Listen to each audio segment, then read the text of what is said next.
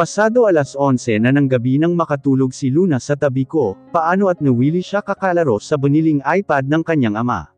Maingat ko itong kinumutan saka dahan-dahan na tumayo mula sa kama. Kanina ko pa rin halos pinipilit na matulog, pero hindi ko magawa. Sa tuwing pipikit ako ay mukha ni Terence ang nakikita ko, na siyang problema ko palagi sa gabi, dahilan para puyat ako kinabukasan.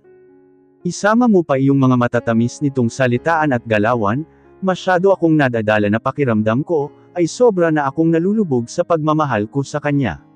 Iyong tipong wala na akong takas pa, anumang gawin kong ahon, ay pilit pa rin akong nilulunod ni Terence gamit ang pagmamahal nito.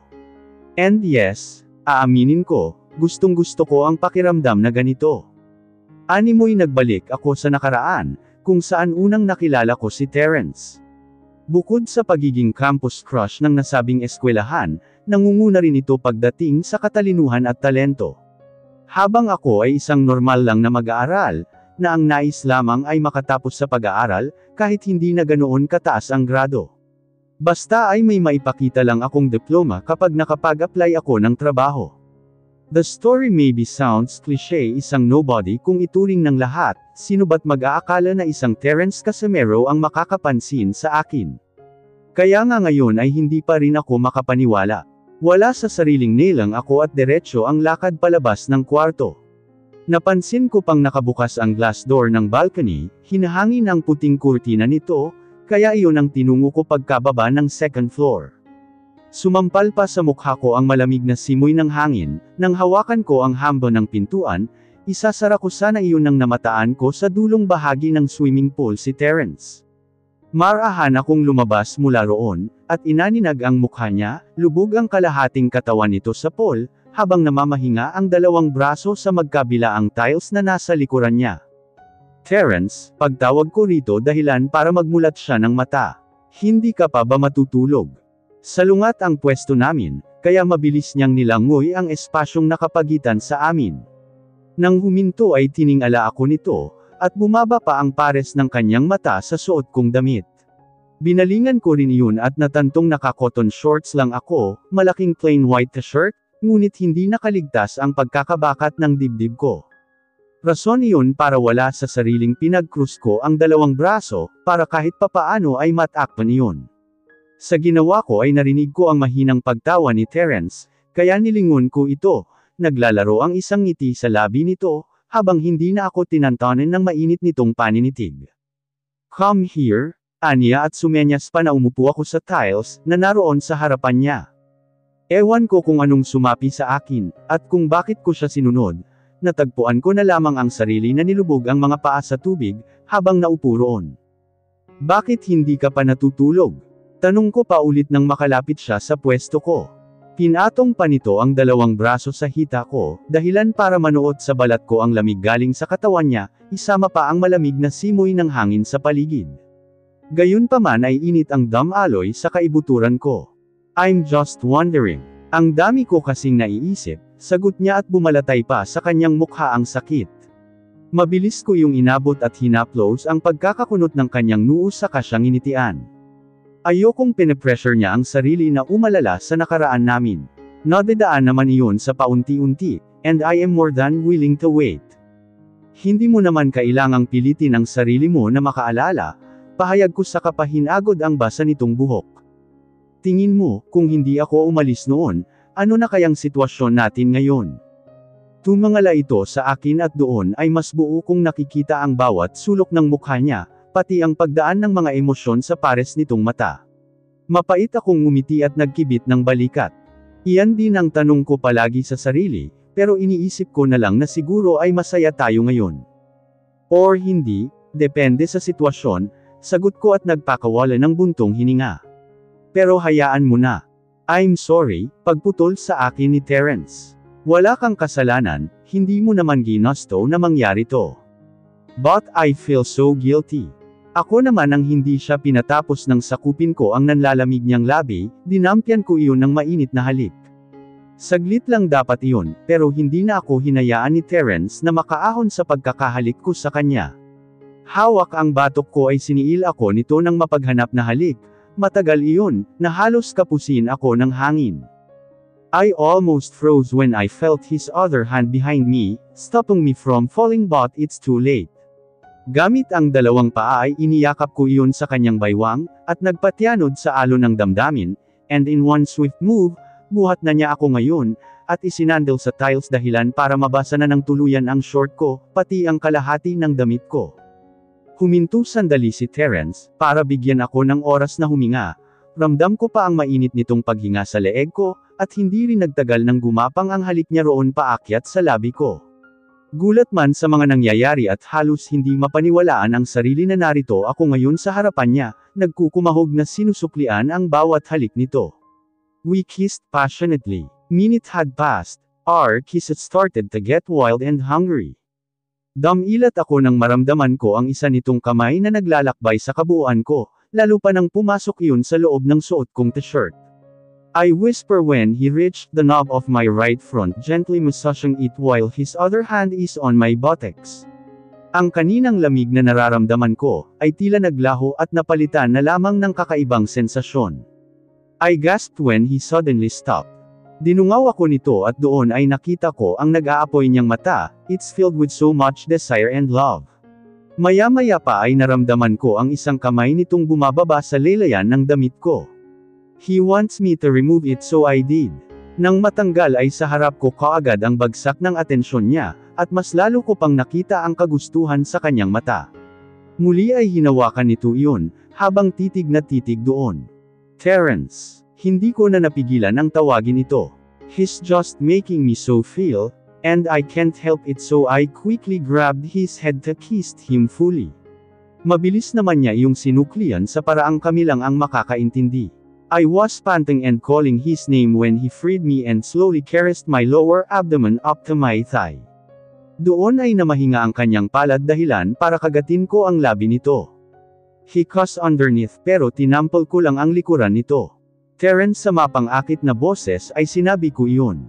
Hindi ko na halos makilala ang sarili, dahil sa kakaibang pakiramdam na pinapalasap sa akin ni Terence ngayon, ang nag-iisang lalaking pinagbigyan ko ng sarili. Narinig ko pa ang mahinang pagtawa nito, ngunit hindi ko na nagawang tingnan siya nang walang sabi-sabi ay ibinaba niya ako. Lumubog pa ito sa tubig, upang tanggalin ang short at panloob ko, at hindi pa man iyon tuluyang nabababa nang maramdaman ko na roon ang kamay niya. Terence. Wala sa sariling napayuko ako, at marahas na hinablat ang buhok niya. Nang inig ang binti ko ng kasunod nito ay ang kanyang labi na humahalik sa binti ko paakyat. And I almost lost my sanity when he kissed me there. Hindi rin nagtagal nang umahan siya at mabilis akong sinunggaban ng halik, muli niya akong binuhat at sakto ang naging landing ko sa kanya.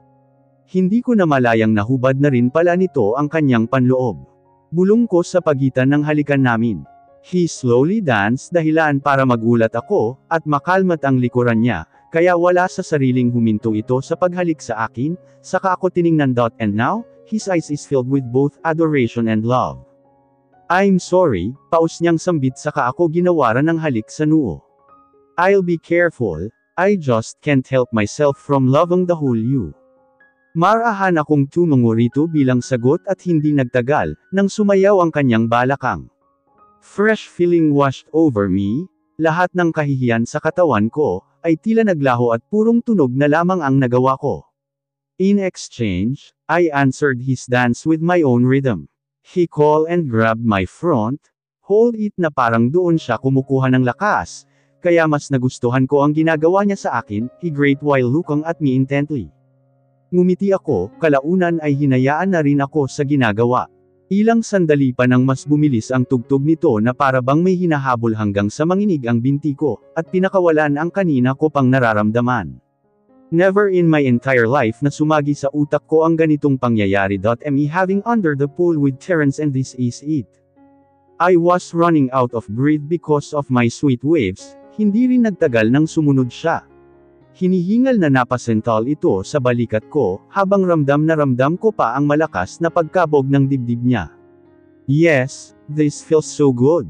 Bakit nandito si Mama? Bakit hindi siya roon sa kwarto namin natulog? Napagod kasi siya, baby. Bakit siya napagod? Hindi ba ay natulog lang naman kayo? Katahimikan ng bumalat sa paligid, lalo na sa pagitan ni Luna at Terence na nag-uusap. Bahagya akong nagising, para hanapin ang pinanggagalingan ng boses sa kaunti-unting nagmulat.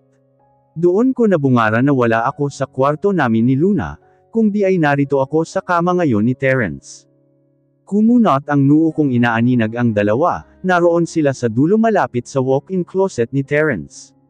Nakaupo si Luna sa isang single couch, habang tinitingala nito si Terence sa ginagawa, na siyang inaayos ang kanyang necktie, nakabihis na ito ng business suit, at mukhang handa nang pumasok sa trabaho. Baka naglinis ng bahay, dinig kong palusot nito. Naglinis ng bahay. Baka siya itong naglinis ng pool kagabi, matapos ang ginawa namin. Wala sa sariling natawa ako, sakto at nalingunan ako ni Terence. Masaya siyang ngumiti sa kapakomandat sa akin. Oh, ayan, baby. Gising na si mama. Sa kanya ka magtanong, utos nito kay Luna dahilan para balingan ako nito. Mama, tili niya at dinamba pa ako ng yakap, rason para umalog ang buong kama. Good morning mama. Matapos ako nitong gawaran ng halik sa pisngi, ay humalukip-kap siya sa harapan ko, pilit pa niyang pinagsingkit ang dalawang mata, kaya ngumiwi ako. Dahan-dahan ay bumangon ako mula sa pagkakahiga. Gusto kong matawa, pero gusto ko ring sakyan itong pag-iimbestiga niya sa amin ng kanyang ama. Ang cute. Lang kasing tingnan ang pagkakakunot ng noo nito, habang salubong ang mga kilay. Bakit nandito ka sa kwarto ni Papa, Mama? Maang natanong nito sa akin kaya napangiti ako. Nilingon ko ang gawin ni Terence, na ngayon ay nanging gising pinapanood kami, sinimangutan ko siya kasabay ng pag-irap ko. Maya-maya lang din nang mabilis niyang binuhat si Luna. Tara na sa baba baby. Malilate na si Papa, pahayag niya para putulin si Luna, na nagmistulang investigador. Tumayo na rin ako at doon ay napansin ko ang suot kong malaking t-shirt na pagmamayari pa yata ni Terence, nakapijama lang din ako. Hindi na ako magtataka kung sino ang nagbihis sa akin. After nang nangyari kagabi, ay naalala ko pang binuhat ako nito paakyat sa kwarto. Sa sobrang pagod at antok ko, ay hindi ko na namalayang sa sariling kwarto pala niya ako dinala. Nilahad ni Terence ang isang kamay nito, nang tuluyan na akong makatayo, ilang segundo ko pa iyong tinitigan, at binalingan ang mukha niya. Naalala ko na naman kung paano ako nito nilambing kagabi. Kahit nakaramdam ng hiya ay tinanggap ko iyon, dinig ko pa ang mahinang pagtawa nito, bago ako hinela palabas ng kwarto. Hawak niya ako sa kamay nang bumaba kami patungong kusina. Nang madaanan namin ang balcony, kung saan naroon ang swimming pool, ay halos pamulahan ako ng mukha, sakto pa nang lingunin ako ni Terence, na parang tinatansya ang reaksyon ko. Tila ba alam na alam nito ang nasa utak ko ngayon. Holy, gusto kong magtakip ng mukha sa sobrang kahihiyan, ngunit alam kong huli na para roon, kaya wala na akong naging imik. Kumain na kayo. Si Terence nang makapasok kami sa kusina. May mga nakahanda ng almusal doon, matapos niyang paupuin si Luna sa isang upuan, ay umikot ito papunta sa likuran ko, saka masuyong hinahawakan ang leeg ko. Baby, alagaan mo ito si Mama okay? Mukhang nilalagnat, ang init niya, pang-aasar ni Terence dahilan para sikuhin ko ito. Pabagsak na naupo ako at tiningala ito, upang sama ng tingin, nakangising mukha na naman niya ang nabungaran ko. Nagulat pa ako nang damahin ni Luna ang leeg pati na rin ang noo ko, saka pa tumili kaya nalipat ang atensyon ko sa kanya. Mama may lagnat ka, namumula ka pa po, nag-aalalang sambit ni Luna, saka pa nagulat na nagtakip ng bibig. Hala ka mama, bakit ka pa kasi naglinis kagabi? Sa ginawa at sinabi nito, ay malakas na tumawa si Terence.at marahang ginulo ang buhok ng anak. Natawa na rin ako sa walang muwang na si Luna, na siyang pinagtitripan ng sariling ama. Kaya rito lang kayo, okay. Tatawag ako mamaya, oras-oras ako mangangamusta. Kaya rito lang kayo, huwag nyo rin papasukin si Zed dito. Nangunot ang noo ko. If I know, nagseselos lang itong si Terence, na para bang papatulan ko iyong si Zed. Jesus, di hamak na siya ang gusto ko. Sa pagtibok pa lang ng puso ko ay walang duda. I'll go ahead, see you later. Hindi ka na ba kakain? Pagputol ko rito dahilan para magbaba siya ng tingin sa akin. Busog na ako, kagabi pa lang, aniya at saka pangumisi, tipong nang aasar talaga. Muli ay pinamulahan ako ng pisngi, mariin akong pumikit at nag-iwas ng tingin. Nakita ko ang nakahain sa mesa, may sunny side up egg, hotdog at sangag. May pancake pa roon at 2 basong gatas. Sige na, aalis na ako. Sagutin mo ang tawag ko mamaya, bilin niya at kinurot pa ako sa pisngi. Terence. Saway ko rito ngunit tumawa na naman ang makong. Baliw na talaga. Hindi naman ganoon kasakit iyon, sakto lang para kiligin ang kaibuturan ko. Papa, hindi ba pwedeng sumama? Tanong ni Luna na nilalantakan na ang pancake. Saka na siguro baby, kapag hindi na busy si Papa. 1 linggo kasi akong di nakapasok kaya baka tambak na ang paperworks ko roon, mahabang pahayag ni Terence sa kapahinalikan sa pisngi ang anak. Okay Papa, ingat ka po. Matapos yun ay kinuha pa ni Terence ang kamay ko, at hinela palabas ng kusina, para may hatid siya sa elevator, dahil abala na si Luna sa pagkain, ay hindi na niya kami pinansin. Ayusin mo yang bibig mo, kapag nandyan si Luna, malilintikan ka talaga sa akin, matigas kong sermon sa kapahinampas ang braso niya. Yes, boss, malumanay niyang tugon sa kapa ako niyakap. Para na akong hihimatayin sa pinaggagawa ng lalaking to, grabe sa pagka-sweet, pero sobra-sobra naman sa pagiging pilyo. Gulat man ay napayakap na rin ako sa likuran niya, saka dinama ang tibok ng puso nito. I love you, bulong nito sa leeg ko habang hinahaplos ang buhok ko. Halos manigas ako sa kinatatayuan ko sa narinig. Mariin akong napapikit nang magsimula na namang magregoden ang taksil kong puso. Napahigpit pa ang kapit ko sa itim nitong tuxedo.